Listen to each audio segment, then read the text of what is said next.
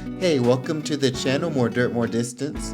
In this video, I'm exploring Medano Pass and the Great Sand Dunes National Park in my 2020 Jeep Gladiator Django. The Great Sand Dunes are a little over 3 hours away from Denver, just outside of Alamosa, Colorado. The 3-hour drive is worth it to see the massive dunes tucked up against the mountains. It's truly amazing to see. The Medano Pass Trail is 13 miles long and is rated as a 2/3 for difficulty. Even though the trail is rated as a 2, there are several 4x4 only signs and signs that specifically state not to take an all-wheel drive vehicle on the trail. The reason is that the trail has spots with deep, soft sand and the possibility of getting stuck is high. That being said, I passed a Subaru on the trail and seemed to be making it. Airing down is also highly suggested.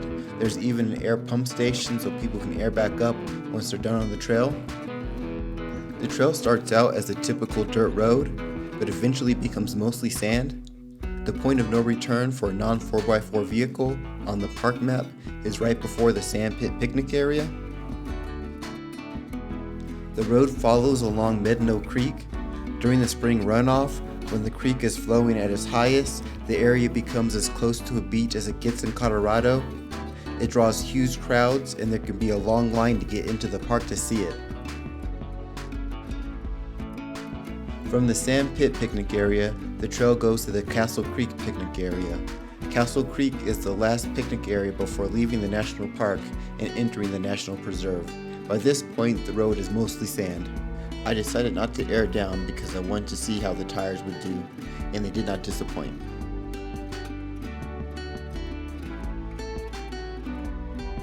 I wasn't sure how to pronounce the name of the pass, so I verified with the park ranger that it's pronounced Medano.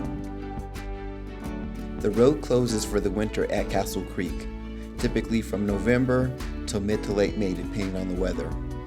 You can't drive on the dunes, but they are so steep it would be nearly impossible to do anyways, but you can explore on foot. A warning though, the dunes can be physically challenging to climb, and if you go during the summer, they can be hot enough to burn you. Also, you have to watch your speed going down the hills, a lesson Luna learned the hard way. This trip is in late October, so the sand is actually pretty cold and the creek is running low.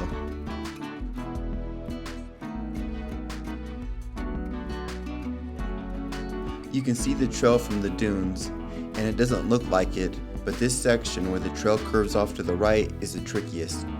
The sand for approximately 200 yards is soft and deep.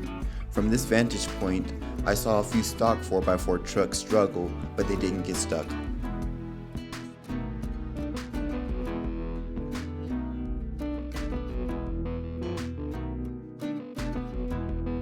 The area with soft deep sand is coming up right here, shortly after leaving Castle Creek picnic area. The key to getting through is momentum. Nice even pressure on the throttle, and give it a little bit more gas if you start to feel your vehicle bogged down.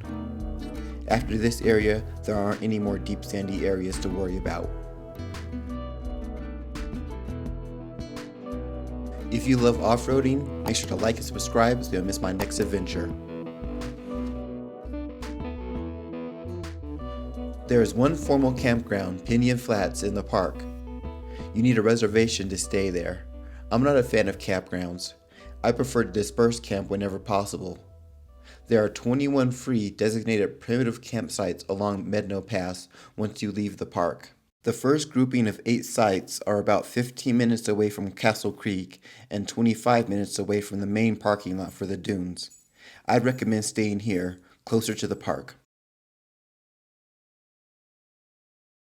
All the designated spots have a bear box, a nice level area that's good for tent or vehicle camping, and a fire pit. The other sites are a little closer than I would prefer, but way better than being at the campground. This late in the year it wasn't very busy, so the site next to mine was empty, which is nice. The trail crosses Medano Creek 9 times, and there's more water in there than I expected this late in the year. The water levels can vary, but you can check the current conditions from the park website or the visitor center. The trail is also pretty narrow. I imagine pinstriping could be an issue when the bushes and trees are green. A few times another vehicle was coming down the other way, but since there are no steep drop-offs or shelf sections, backing up wasn't an issue. This portion of the trail is a burn scar from a forest fire back in 2010. I believe there's designated spots to camp in this area, but I'd recommend camping closer to the park or further up the pass.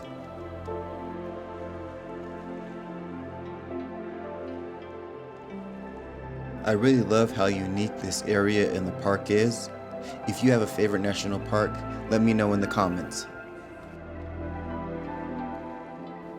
As the trail continues to climb up and out of the valley, you get some amazing views of the surrounding mountain ranges.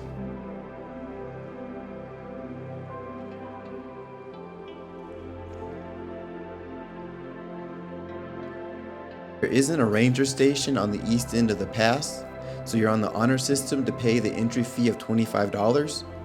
If you're coming from Denver, I recommend starting at the east end of Medano Pass and going down into the park.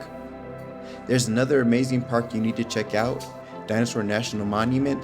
Click the end screen now.